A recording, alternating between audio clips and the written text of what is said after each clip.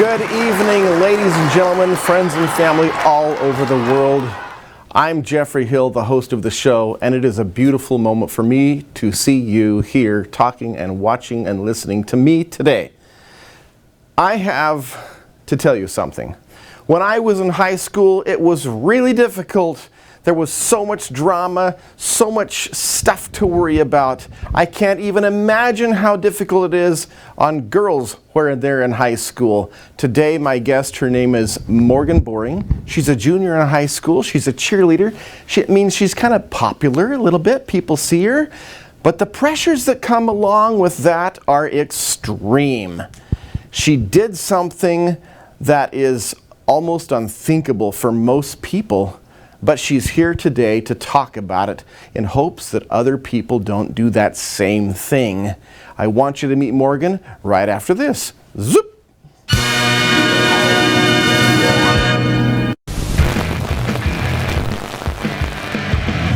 Hi and welcome.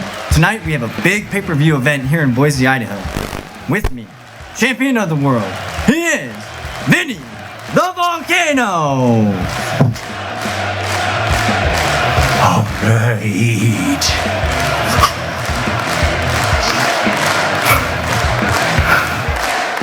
Sucks to suck. Let's talk about your career for a second, Vinny. Tonight, you have a chance to defend your championship. How confident are you that you can defend your title? You would ask me a question like that, wouldn't you, lad? Well, let me tell you something. Let me tell you all something. My confidence is through the roof.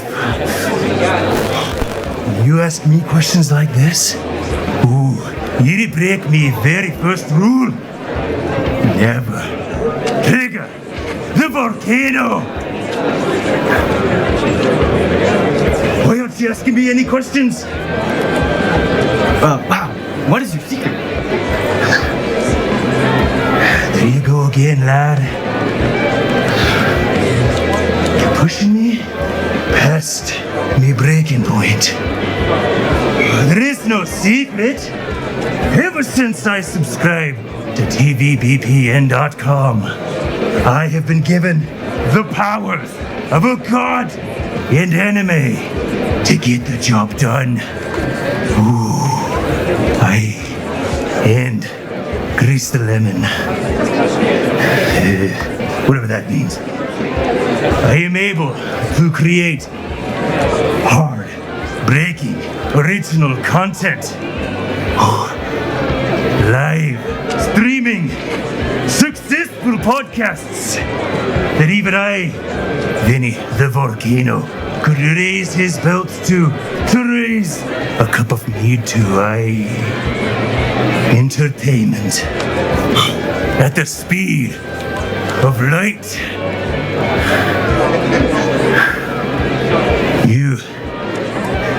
You can keep all of that other stuff and stay basic.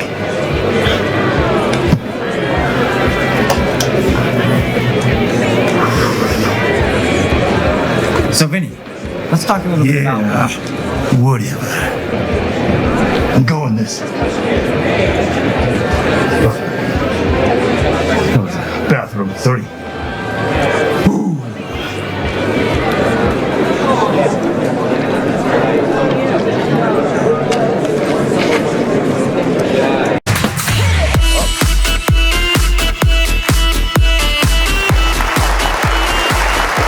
I have a special treat for you today. Some people do the unspeakable and they survive to tell you all about it. Please welcome my guest, Morgan Boring, to the show. Morgan, come on out here. I'm so glad that you're here today. Yeah, me too. You a little bit nervous? A little bit, yeah. That's okay, you'll survive. It reminds me of that disco song, Gloria Gaynor. She did a song called I Will Survive. At first I was afraid, then I was petrified. Blah, blah, blah, blah. I will survive. That'll be you. So how long have you been a teenager? 6 years. No, wait, no, 4 years. 4 years of teenager life. Yeah. And you survived middle school because you said you're in what grade now? I'm a junior, 11th grade. A junior, 11th grade? Yeah. Right in the throes of major teenagehood. As always, yep. Always. And you are on the, is this your first year being a cheerleader, or is this? Yeah, it is. And I really like it. I didn't think I would like it, but yeah, I really like it. You really like it? Yeah. And you know all those things of the pom-poms, woo-hoo, ha-ha, you can do, and you memorize all that? Yeah. I can't even remember my middle name. Do you like have to practice every single day? You have no social life. Yeah, we have practice right after school every day. I didn't think it would be as demanding as it is, but yeah, it takes a lot of practice and commitment for sure. Commitment. Yeah. A whole lot. But because you're a cheerleader, tons of people envy you. I mean, like, yeah, we're like the school definitely looks at us a lot, but I don't know about envy. Well, don't the other girls say, oh, well, you're a cheerleader like that? I see it in the movies. Okay, yeah, kind of, but like not like as extreme. But they're still doing it. Yeah, I mean, movies are based off something, right? That is true. There's always a little bit of reality in the movies, except perhaps in Star Trek, except that the people on the screen are actually real people, but not the monsters and aliens. So is it fun to be envied? No, it's not. Definitely not. Well, to me, I mean, like, it has its pros, but there's definitely a lot of cons. Like, you're always being looked at, you know, like, you kind of live as if everybody's watching you. And so it definitely develops, like, insecurities and stuff like that, you know. Really? So Yeah. you're not the completely confident girl that everyone thinks those cheerleaders are? Oh, no, absolutely I mean, not. you're standing in front of, what, 3,000, 4,000, 5,000 people in the stands at a football game, and you're going, whoo, ha, ha, ha. Obviously, I was never a cheerleader. And that takes a certain amount of confidence to do that. Yeah, definitely. And honestly, we're literally trained to, you know, smile and act like everything is great, you know. But in reality, if you mess up, like, you have to keep your face up because, like, you're so scared. Does anybody know you messed up? I mean, can you tell? I don't know. Who can really know except you? I don't know. Well, like, when you do mess up, like with a cheer or a chant or something, it feels like the entire stadium is watching you, and you could, like, get super insecure, and it like almost messes you up for the rest of the game. I don't know. It's like it's full of anxiety. That's for sure. It's a game amongst the game. So there's this huge mental game going on in your head while they're playing a football game out there. Yeah. Do you compete with the other girls? I mean, yeah, we definitely do have, like, competitions and stuff, but not, like, definitely not at football games. Football games are it's kind of like our job, but, like, our dream is to win competition, you know. It's literally a dance competition. I'm referring to the competition that happens between two girls, not the stuff where you ride the bus over here and hoorah, hoorah, and you get an award. Oh, well, I feel like at the beginning of the season, yeah, definitely competition because everybody's fighting for their spots on the varsity team or the JV team. Everybody's fighting for the spot as team captain, you know. But, like, as our coach decides that, you can definitely see, like, who's the real leaders and who's not. So, I don't know. The cream rises to the top. Yeah. Before you did cheerleading, though, what was your life like? I mean, where are you from? I'm from New Plymouth, Idaho. From a little tiny town called New Plymouth, Idaho. Tiny town, yeah. Just living out there in the sticks. Ordinary, you're 15 now, right? 17, 16? Yeah. So you're like, 14 years old, a freshman in high school, everything's new, into the big world. Yeah. Well, like, coming up from middle school, I was super popular. You know, because it's such a small town, either everybody's your friend or nobody's your friend. And I was lucky enough to be in that everybody's your friend type deal. And so, like, every day was kind of a party pretty much. You know, like, you talk to someone new every day. How many students are in, do you know how many students are in the junior class? How big or how small is the school? It's about 70 kids. 70 in one class. Yeah. So the entire school is 4 years times 280 kids for the whole school. That's only half of what was in the senior class when I graduated. There were over 400 kids when I graduated. If I recall, there were like 430 people in the senior class when I graduated. So you're talking about a really small environment. Yeah, I could definitely name like every classmate that I had by name, first and last. So everyone knows everyone's business. Oh yeah. And the drama flies all over the place. The jealousy, the lies, it's definitely tricks, the whatever. Yeah, it's definitely not necessarily like in just that class. It's like the entire school, and then parents find out, family members, aunts, uncles find out. Like your business is everybody's business. On top of that, you're just a teenager. Just a teenager, yeah. So not only are you competing at the school with girls your age and vying for the attention of a couple of boys, maybe, don't let your mom know. She's over there, but we don't want her to know this. This is just between you and me. You're also really, it's like being, even though you're 17, 15, 14, like a public figure, because the whole city can know what you're doing. And then you show up at a football game in the little mini skirt and the pom-poms, and they all go, oh, it's that girl. Oh, you know what that girl did? You know what she did? Yeah. Is that what happens? Yeah, actually. And like even I can admit that I've done that before, you know. Who hasn't talked behind someone's back? True. I don't know if there's a human alive who hasn't said something behind someone's back. I'm having trouble with my English today. It's okay. Me too. So, we're going to talk about this in greater detail right after this. Whoop.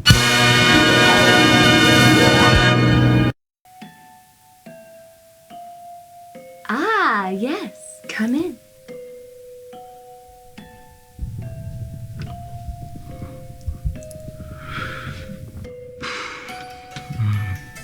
So I have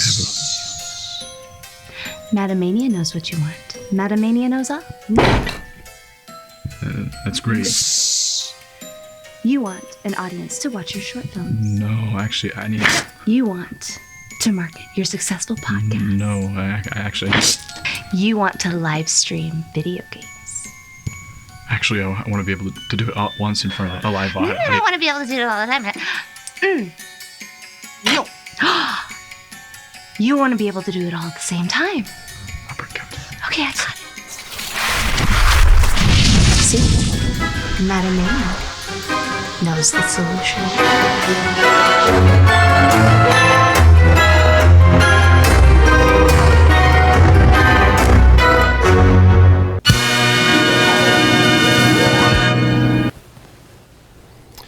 Welcome back. I'm still talking to Morgan. She did the unspeakable, and we're going to talk about that. Did I say unspeakable? You did. Unspeakable. The unspeakable. The thing that every parent fears in their children. What did you actually do? Well, I put it bluntly, I attempted suicide. You attempted to kill yourself. I did, yeah. You have to have been in a very, very distressed state of mind to want to do that. Like remembering it back, because it was a few years ago, but yeah, remembering, I could remember every detail from that day and like the feelings that I was feeling. What happened? Let's back up and talk about that. I've never heard this. Well, I've always been, like, especially today, there's so many teenagers that suffer from depression, anxiety, etc., etc. But it was right before, the schools got shut down for COVID, and... Like it was like in February 2019 or so. Just barely before.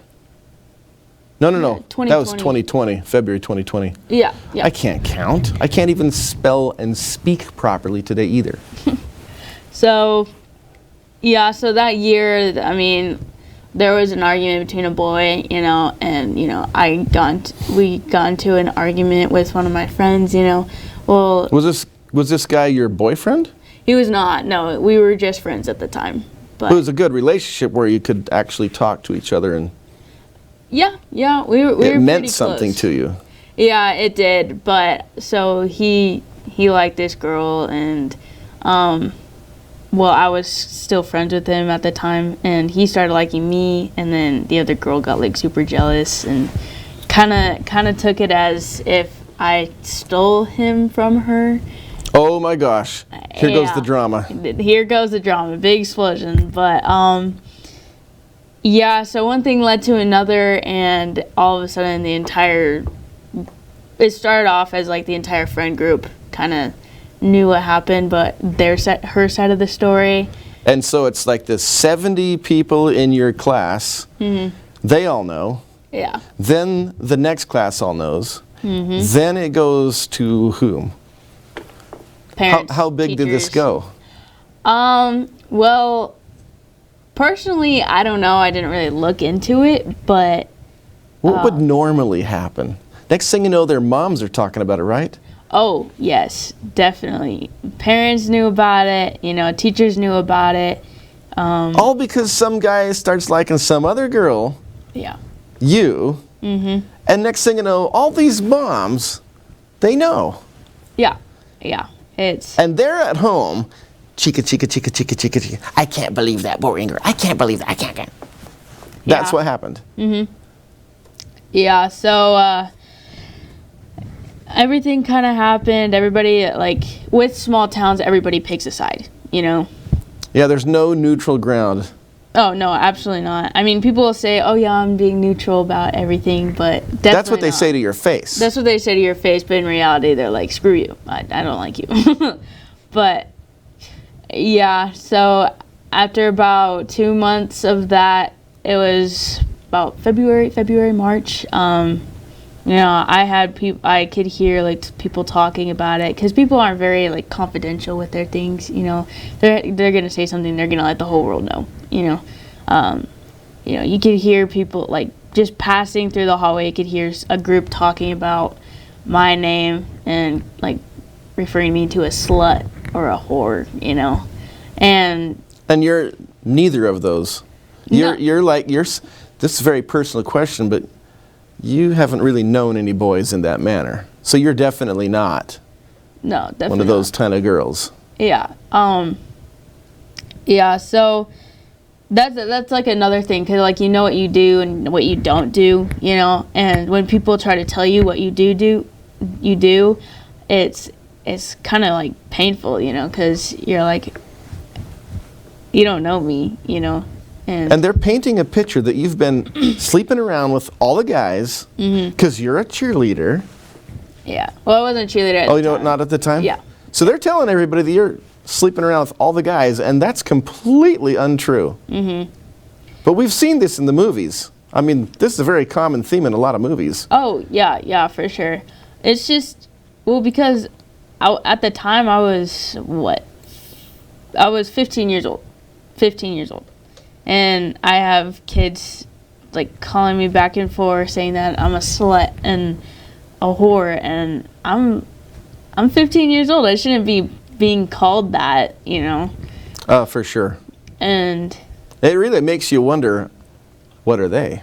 If they have the guts to say that to somebody, to destroy someone, what are they? What are they trying to hide? Yeah, so luckily COVID shut down our school, and so This is the first time I think anybody's ever said, luckily COVID came along. oh no, I don't know how much I could have done school after that.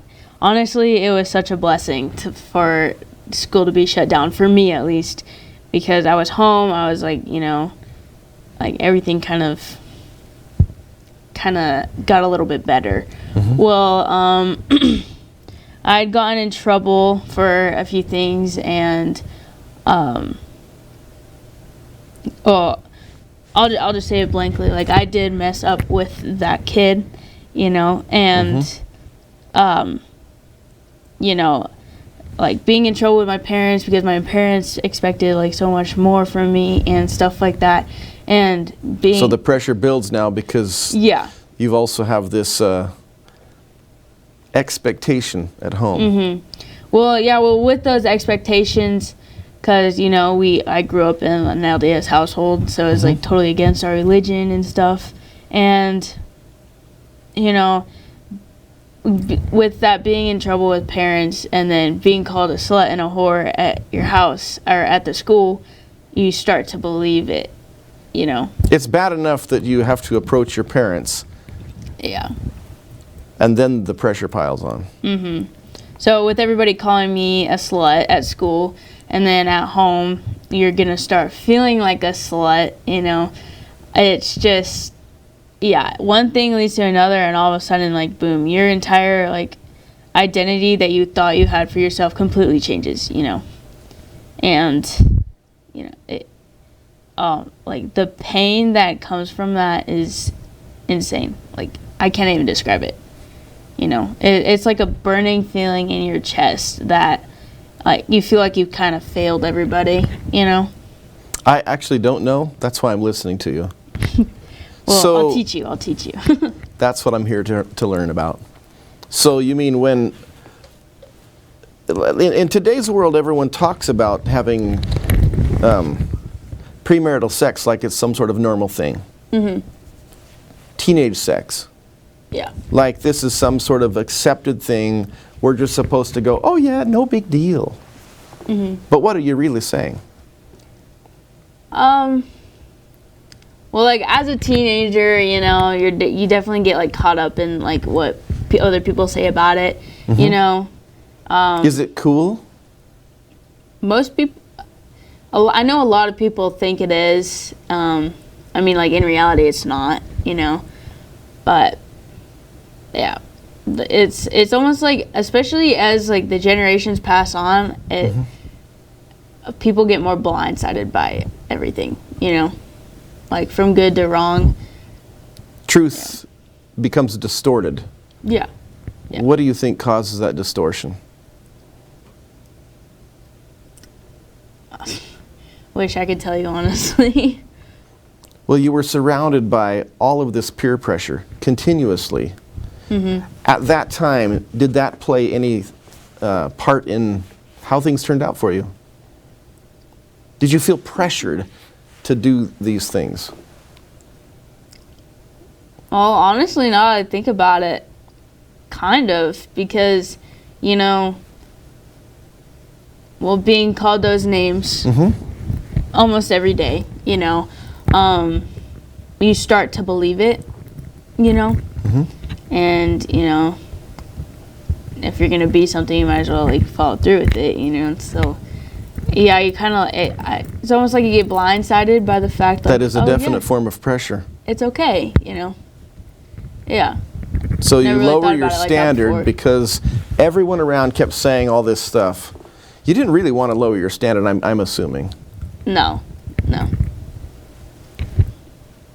But, I mean, like, things happen. Can't really go back from it. You just kind of have to learn from it, I guess. But. True, we can't change the past. Yeah. I don't know. Definitely peer pressure, for sure, with everything. Not that they were telling me to, like, do what I did, but it was more of, like,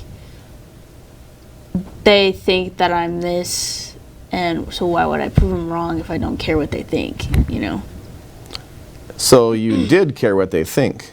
Well, I feel like everybody cares what people say about them. It's just how you take it, because people are more strong. But I know that, like, if someone calls you a name or someone, like, tears you down, it hurts. It hurts everybody. Even when they're acting like it doesn't hurt. Yeah. I mean, I'm sure you did that. People would say things to you and you just laugh like, oh, no big deal. Well, yeah, for sure. You pretended. Yeah, definitely. Well, everybody kind of puts on their front, with their peers and stuff. And I definitely had that. I was known as, like, popular, pretty, You're definitely both of those. So, yeah, I wouldn't let anything like that or show anybody that would bother me, I'm supposed to be, like, confident, not care what people say. It's kind of like lying to yourself. Yeah. Yeah. Hold on to that. We'll be right back. I want to talk about what happened on the day of. All right. We'll be right back.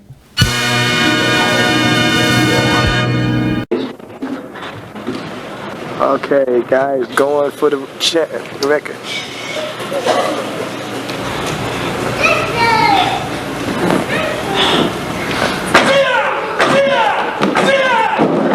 Like, jam it, guys, jam it. All right, all right.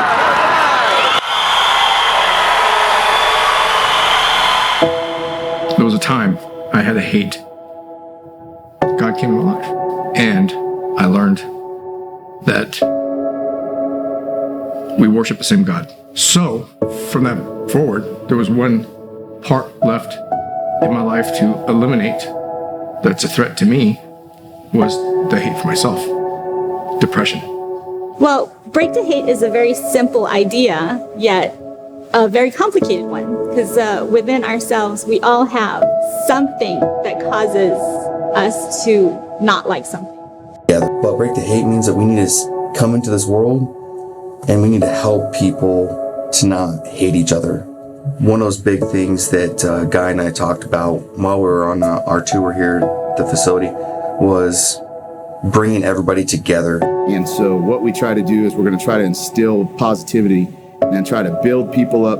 It's more for the individuals that are out there that are seeking a friendship, a bond, to belong to something positive, to make a difference in this world. We need to come together. So for me, break the hate is my way. As a martial artist, 47 years of my life. That's my way of giving back.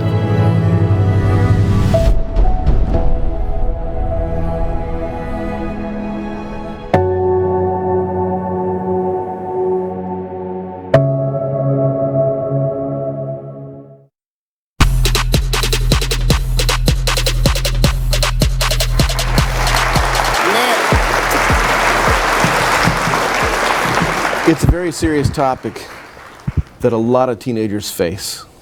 Yeah, I would definitely agree with that.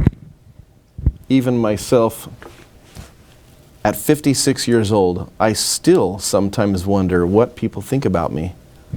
I sit in this chair and I say stuff, and then I go home and I worry, what did I say? Did I say this? Did I offend my guest? Did I offend the audience? But I have decades of experience ahead of you that has helped me overcome some of those frailties. You didn't. So one day, you decided to change things.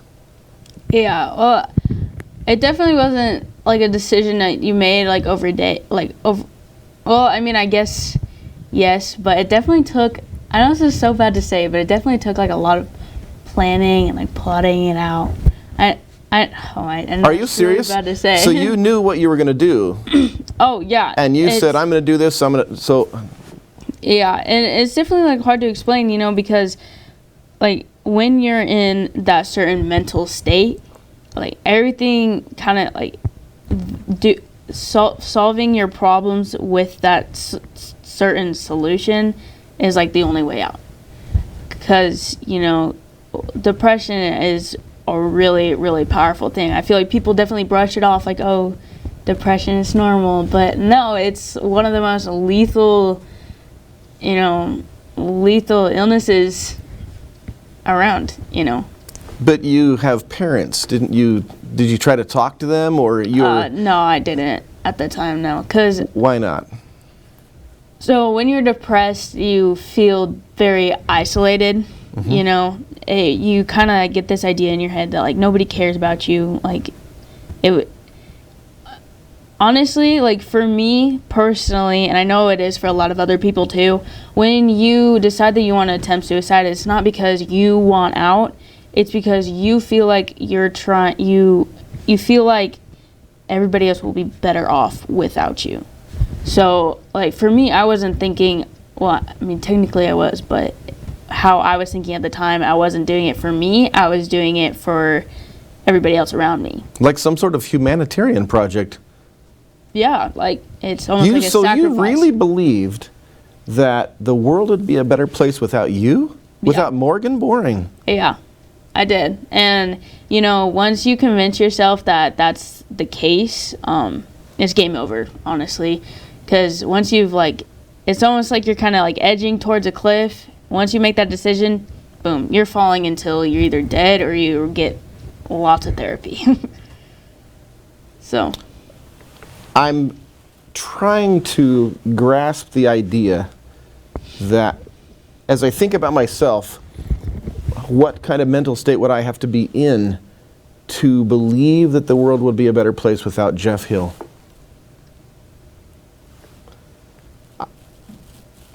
I'm at a loss for words on that. Yeah. How can you get to that point? Honestly, like, I don't know, because, like, depression, like, as I've grown up, I've kind of realized it's kind of like a leech. It stays with you.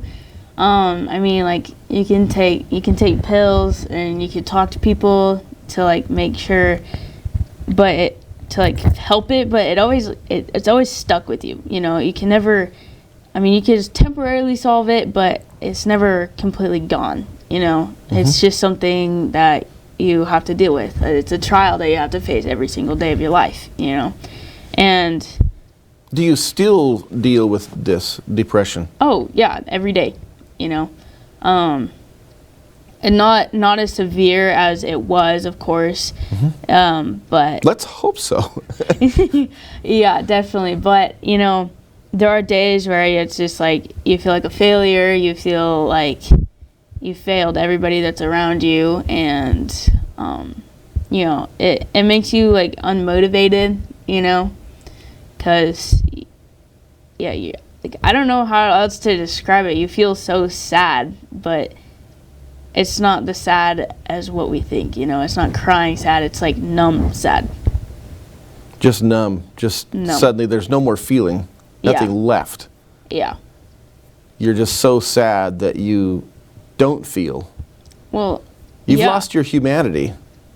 Yeah, I would say that, because, like, for me personally, I'm not a big crier. I don't cry over a lot of things, but when I do, like, yeah, I'm feeling those emotions, but physically it feels so good to cry because, you know,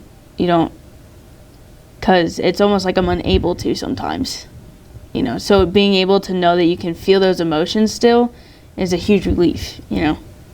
And that, knowing that you can feel that helps with depression. It does, yeah. It allows you to release that, right? Yeah. Okay. So what happened on the day of? You said you planned weeks, I guess months ahead? Yeah, well. Like literally months? Not months. It was definitely like a week and a half. Definitely not months. But, yeah, I don't know. It's just like the pressures from school and family. I felt like nobody really wanted me there anymore. And so I was like, you know what? Just do everybody a favor. So, yeah, there are like a lot of ways you could do it. You know, I didn't want to feel pain, you know, like leaving. And so, you know, of course, like you do research and stuff. And are you serious? You sat down at Google and typed how to off myself? Yeah.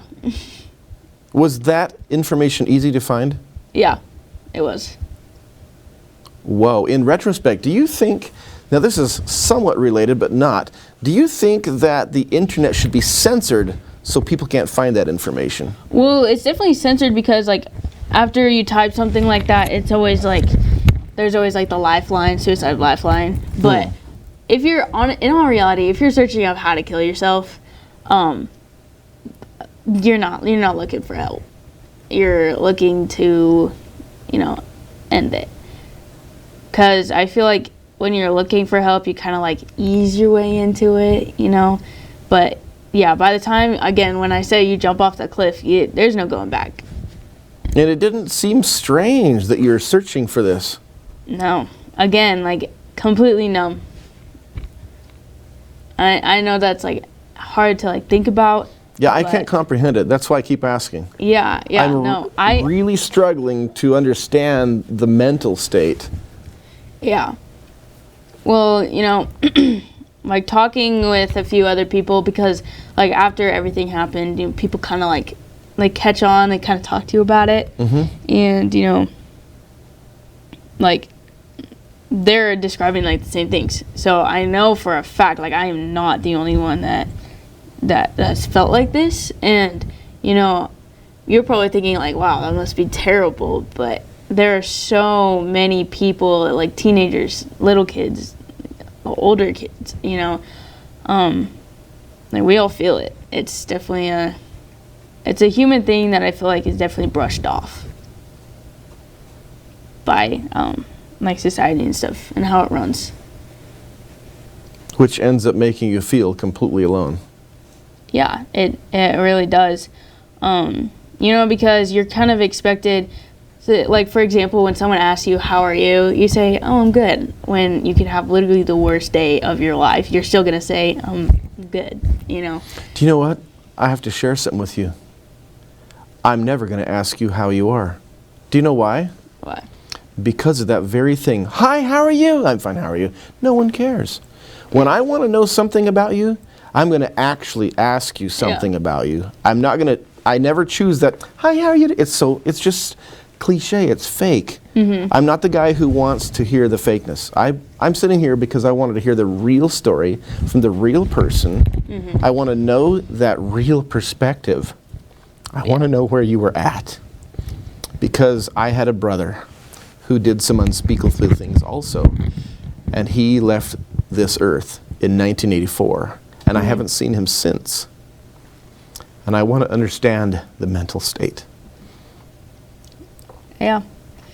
Again, like, honestly, like, one of the, like, main examples that I could give you is when you're, like, in a room full of people and you still feel alone, you know? Because, like, people would talk to you and stuff like that. Like, people will still confront you, but, like, your mind is so far out and down that you still feel alone. Now, everyone's going to say, well, how can that person get help? But we know that person's not looking for help at that point. So let's take it from the opposite direction. How can somebody who isn't that person, how can other people be able to recognize that that person is suffering? Well, for me, I definitely know, like, I can identify if something's up with somebody like that because, you know, I went through it, you know, like, I felt what they were feeling, you know, and honestly, like, after that happens, it's kind of, everything kind of sticks out like a sore thumb, you know, like, those feelings, so you can definitely because you know what tell. it looks like. Yeah, because I saw it in my mirror every day, you know, but, yeah, I definitely do not have a lot of close friends, you know, I'm very standoffish, you know. Is that always the way it was, or ever since this you've just become cautious? Well, because I moved schools after the entire thing, and so yeah, definitely standoffish ever since because, you know, I can't. You're gun shy. Yeah. Because you're afraid that the more you open yourself up to the world, the more it could come back to haunt you. Yeah. You know, I don't trust a lot of people, you know. I won't talk about personal things with people, especially if I don't know them very well, because, you know, it definitely shows them that I'm vulnerable, and I feel like at my old school that the more they knew I was vulnerable, the more they tormented it and used it against me, you know. That's what it felt like. So with that mental state, you need help. But I'm going to assume that that mental state isn't going to allow you to say, I'm going to get help, because you already believe that you're beyond that. Yeah. Is that true? Yeah, well, because I didn't realize I needed help until I was in the hospital. Afterwards? After. Yeah. So you're not going to go looking for help. And most other people, would they be the same, or what do you think? I feel like there's definitely a certain point where, like, they realize that they need help. It's just a matter of self-discipline to go out and get it, because, you know, it is hard because, you know, again, people put on their fake smiles every day and they go and do their regular activities, and, you know, a lot of people, like, if they're not paying close attention, they won't know. like my parents, they had no idea I was that depressed until it was already too late, you know. So that's why I asked this earlier. The person who is depressed isn't looking for help. They don't necessarily even realize they need help. Yeah. So they're not going to go get help. So even though there might be all these hotlines, but they're not the ones that are going to be calling it. How can we help people like your parents who didn't even recognize it? What from your perspective would have helped them to see this in you, to thereby be able to help you? Well, there's definitely like symptoms that like come with depression, you know, like physical things that we do. Cause like before I attempted suicide, I was trying to like tie loose strings, you know. Tie loose strings? Loose strings, yeah. So like. Oh, you're cleaning up loose things in life. Yeah, you know, I apologize to everybody that I wronged, just to make sure that like I wouldn't go with beef, you know. And they all figured you're just super nice now. I guess, I don't know. I cleaned my room completely spotless. Oh my gosh, now there's one. A teenager who cleans her room. You know there's something wrong. That's what I'm saying. Yeah, like these are just things that like I did. I took like all my friends' clothes that I had and I put them each in a pile and like a sticky note of their name and with like all their stuff in their own pile. You know, like this is the day of that I did it, you know. You know, and you're cleaning up around you. Yeah, no, I was doing it. I was like at the time I was doing it for people around me, you know. I was like, here, I'll help you out on this and stuff. Trying to think of other things. Yeah, no, it definitely. What would you tell all the parents? Because every child has a parent. What would you tell them? What would you tell them for this? I mean, obviously, as parents, we want to prevent this. Now, think you're a parent, because you will be someday. Yeah. What are you gonna do? I feel like open communication is probably the best thing about it, you know, because I feel like a lot of kids, especially today, don't have like the best relationship with their parents when it comes to communicating about how they feel. Maybe they have too much phone time, not nearly enough FaceTime. Yeah, and you know, I know the kids my age, they don't know how to express their feelings very much. And so for me, I know that I bottle everything up. You know, if someone asks me about it, I'm like, I'm fine, you know. But honestly, if like your child says, oh yeah, I'm fine, like don't worry about it, that means something's definitely up, you know. In other words, I mean, let's just put it in some really coarse language. They're lying. Oh yeah, 100%. If your child says to you, no, it's all good, that's a lie. Yeah. Especially because like parents know their kids, you know, they know when they're acting off. And if they're acting off and they still say, oh yeah, I'm fine, because that's the easiest answer, you know, like that's the stereotypical answer when someone asks, like, just like, hi, how you doing? I'm fine, how you doing? Yeah. Yeah, I feel like as a parent, definitely like try to like let them know that they can talk to each other about their feelings, you know. But what if it's really weird? That's just something you kind of have to get over, because like, yeah, it is kind of weird talking about it, especially for your first time, because it feels so abnormal. And you don't feel like you belong, kind of, in a sense, because you feel like nobody else is feeling that way. And so talking about it is kind of awkward in a sense.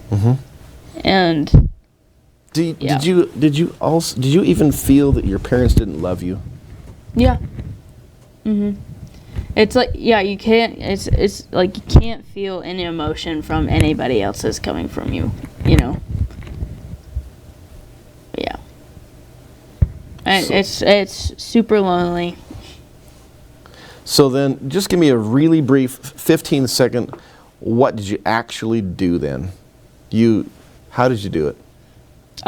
So I had a car. It was a VW Golf. I decided I wanted to poison myself with carbon monoxide, and so I went to the shed and I got a generator, started it up, and I locked myself in a car. I locked the windows, and I was sitting there, and I wrote in my journal, and I said, word for word, "This is Morgan Boring, signing off." And then I signed it and shut it, because it had like a little clap, like those little claps things, and put in the passenger seat and just let myself get poisoned. And like, I know this is a weird way to, this is a weird thing to talk about, but you could literally feel yourself dying. You could feel life just like draining out of you, because you get like super lightheaded. And I remember looking down at like my chest, and like you could see my heart beating so fast, like my chest moving up and down from my heart beating so fast. And so I had passed out in the car, but I like woke up, and I heard my dad coming like up the driveway and in his work van, so like I could hear it over the generator. And so I was like, oh shoot. And so instinct, I opened the door, and I was completely unconscious while doing this, but so I remember waking up face down in gravel, like looking out at my driveway, and then I don't remember anything else from that.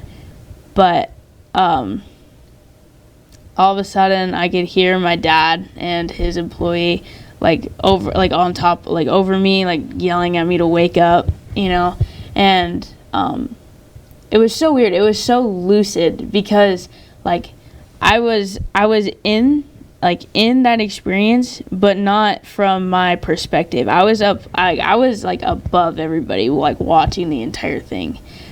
That's like an out-of-body after-death experience. Yeah. I mean, people who describe that will often say that they died on the operating table, and then they could see themselves. Yeah. It was weird, because like you're like up above everybody, and you're looking down on yourself, dead or alive, I don't know. And my dad's like freaking out, his employee was also freaking out. My sister was on the phone with my mom at the time, and I was just looking at everybody, and I was like, what did I just do? That was when I like realized, I was like, I messed up, because right then and there, like you saw how many people were like cared, even then there was like 3 people in that situation, and still like you realize it's like you opened your eyes a little bit.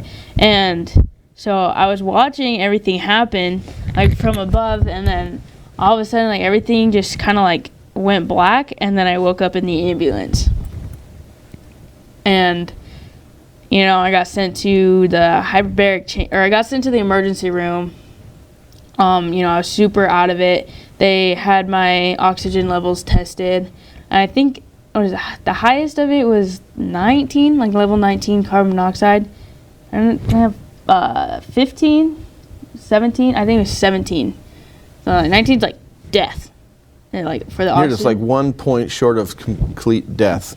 Yeah, and I was barely able to make it. And so they're trying to pump oxygen into my lungs, and so their little like hand, they use the squeezy thing. Yeah, that oxygen was not cutting it, and so they sent me to downtown Boise at the St. Luke's and put me into the hyperbaric chamber that they use for firemen for carbon monoxide, and they literally like forced oxygen into my blood. And yeah, so after that I got admitted to a hospital, stayed there overnight, and then got admitted to a mental hospital, Cottonwood, where they like did all the therapeutic, discussions, and like pretty much made sure that you're safe to go home, so you won't like attempt suicide again, But I have to ask you, how has this affected your belief in God? Well, at the time, it was definitely a spiritual high, because, my dad was talking about how he he was talking about how like a voice was telling him to go home when he did, because if my dad didn't pull up in the driveway, I would have stayed in the car. You know, like that was the only reason why I got out. You know, and You're like, Dad's home, I'm running. yeah, and well, because I was so out of it, you know. So so my dad was talking about his experience with the whole thing and how he had like the strongest urge to go back and because he came back to grab a trailer and Here, that's making your mic go click, click, click. oh, my bad. So that was a spiritual boost. And another thing is how I kind of got a second chance, you know, because this isn't like the first time that I tried to attempt. The other one were like kind of minor, but I didn't like open my eyes as much as I did with this one. It was kind of like, dang, I'm not supposed to leave yet, and he's making sure of that, you know, because even the doctors were talking to my parents about how the amount of carbon monoxide that was in my system is completely lethal, you know, like they are so surprised that I was able to make it out without any damage to anything. Yeah, you don't seem brain damaged at all. Yeah, they said that like the amount of monoxide that was in my brain, like, and that would have totally damaged the tissue and, you know, other organs and stuff like that. And I'm totally fine. You know, I don't have any heart, liver, kidney, like I'm good. And another thing, I attempt before this one, I took a whole bunch of pills, and so many pills. I probably more than 200 pills I took that day. And yeah, wow. I got sick for a few days, and you know, the fourth day I was fine, you know, and I told the doctors that, you know, and they were all like, your liver should be completely toast right now, and I still don't have like anything wrong with me, which is insane because like the amount of damage that I brought to myself, and still like I'm still here. So thank God. I mean, what more could we say about that? Yeah, definitely. He definitely gave me more than 4 chances on Earth, I swear. He obviously has a reason for you to be here. Yeah. And it's just up to me to figure out what that reason is. So. Well, I think that's one reason why you're here. You have the courage to speak up. Mm-hmm. So many people don't. Yeah.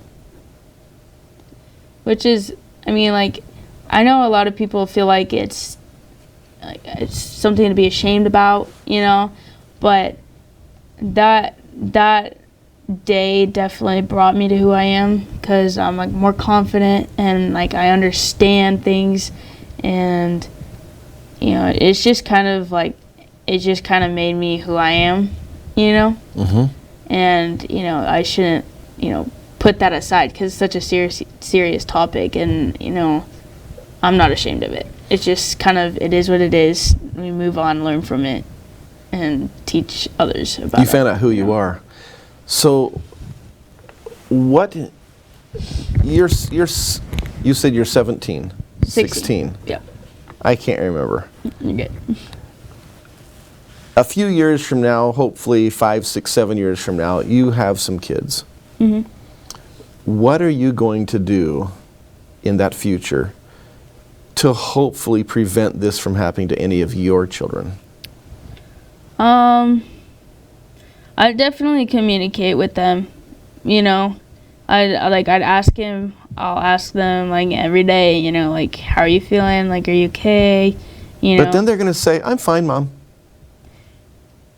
I don't know. How are you going to get beyond the cliche? That's honestly a tough question because, like, well, like, for me, what I do with, like, peers and stuff when I ask them what to do, I let them know that, like, it's okay, you know? because that's like a problem that I have. I see it every day that, having those emotions is not okay. Like, you need to be happy. Like, stop feeling depressed, But you can't stop feeling depressed. Yeah, it's not like you can just turn a not. switch off. So honestly, To be proactive as a parent, what are you going to do? I'd tell them that, like, these feelings are real. They're not made up. They're not fantasy, and that it's okay if you do feel them. It's just a matter of what you do about it, Because, like, honestly, that would kill me to watch one of my kids, do what I did. And I understand that now, But yeah, I was terrified about, like, getting help, because I didn't know it was okay, Like, I was scared of it, and Scared to get help. Yeah. And I feel like a lot of people, especially like at my new school or at my old school or, like, it's honestly a scary thing. You have to get over your pride and, like, understand that it is a real thing, Thank you for spending this moment with me. You're welcome. It's been very meaningful. It helped me understand some of what my brother did. Mm-hmm.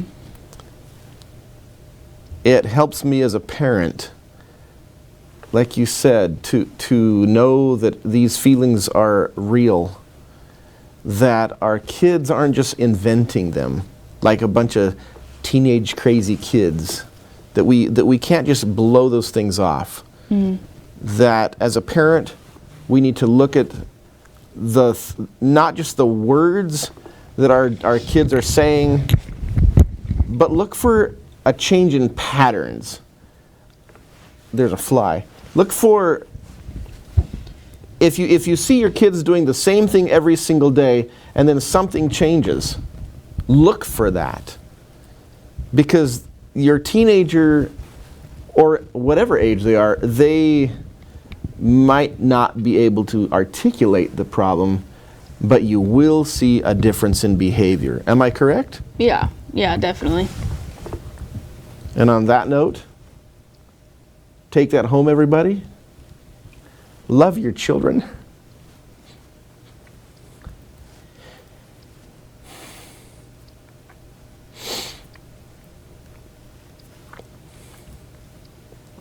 This has affected me greatly. You have to love your children and look for the patterns. I'm Geoffrey Hill, and I love you all.